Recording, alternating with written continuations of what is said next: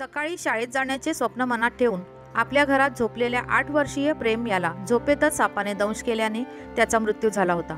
मनियार या विषारी सापाने दंश केल्याने त्याचा दुर्दैवी मृत्यू झाल्याची हृदयद्रावक ही घटना पालघर जिल्ह्यातील मनोरजवळील कोंडाण सातवीपाडा या गावात 14 जून रोजी शुक्रवारी रात्री घडली होती।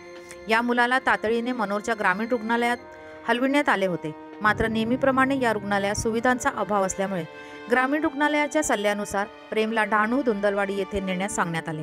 मात्र आपला मुलगा वाचला पाहिजे म्हणून अगोदर मस्तान नाका येथे तर नंतर धुंदलवाडी येथे जात असताना अर्ध्या रस्त्यातच प्रेमचा मृत्यू झाला। मात्र कोणत्याही पालकांसाठी आपल्या मुलाला गमवायच्या दुःखापेक्षा वाईट काहीच असू शकत नाही। आजही त्या धक्क्यातून प्रेमचे कुटुंबीय सावरलेले नाही। आजही प्रत्येक दिवशी त्यांना त्यांच्या मुलाची आठवण येते, असे प्रत्यक्ष त्यांच्या अश्रूतून दिसून आले। आपल्यासोबत आता प्रेमची आई आहे, त्यांच्याशी पण बातचीत करूया। त्या दिवशी तुम्ही कुठे होते? नेमकी त्या दिवशी घटना घडली त्या दिवशी तुम्ही कुठे होते? मात्र आजही मनोरच्या ग्रामीण रुग्णालयात एखाद्या रुग्णाला किंवा महिलांना प्रसूतीसाठी दाखल केल्यानंतर त्यांना तथा त्यांच्यासोबत आलेल्या नातेवाईकांना येथील अधिकारी आणि कर्मचाऱ्यांकडून सरळ धुंदलवाडी, वापी, गुजरात, मुंबई येथे रुग्णालयात जाण्याचा सल्ला दिला जात आहे। हे कितपत योग्य आहे अशी खंत प्रेमच्या नातेवाईकांनी व्यक्त केली आहे। तसेच जर काही शासनाच्या योजना असतील त्यानुसार प्रेमच्या कुटुंबियांना मदत मिळावी अशी विनंती त्यांनी केली। सर्पदंश हे सुद्धा नैसर्गिक आपत्तीमध्ये मोडते, तर आपल्याकडे अजूनपर्यंत प्रेमसाठी काय मदत वगैरे नाही ते गावामध्ये कुठच्याही सर्पदंश वगैरे झाला, काय दगावलं तर कोणत्याही प्रकारची शासनाकडून मदत मिळत नाही। ती मिळाली पाहिजे ना, ती मिळाली पाहिजे। लोक आपले स्वतःहून खर्च करतात, मग शासनाची जर स्कीम असेल तर मिळायला पाहिजे ना। कमावता वगैरे असं कोणी नसतात, मग त्याने स्वतःहून खर्च करतात। मग शासनाने जर स्कीम असेल, योजना असेल तर मिळवून द्यावी हीच आमची विनंती आहे।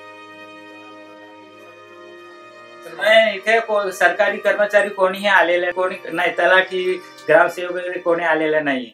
मात्र सर्वसामान्यांसाठी असलेल्या अशा प्रत्येक ग्रामीण रुग्णालयाकडे आज लक्ष देण्याची गरज आहे।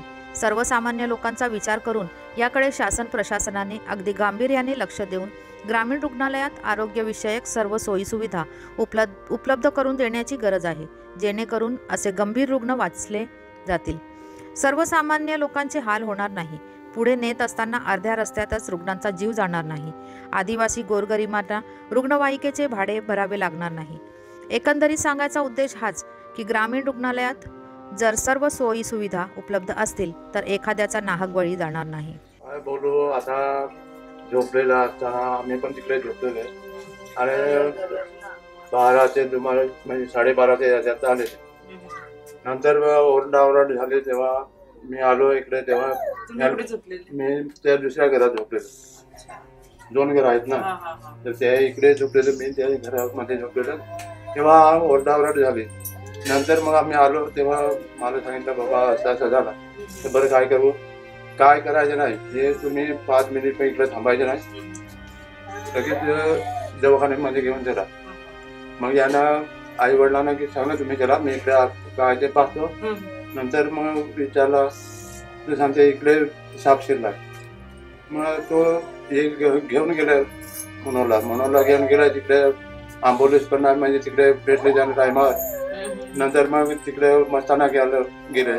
नंतर मग तिथून ॲम्ब्युलन्स दिली, त्याने पण भाडा घेतला 4,000 रुपये, 1,000 डिझेल टाकला, 5,000 डायरेक्ट धुंदलवाडीला नेलं। नंतर ते रस्त्याला ड्रॉप झालं।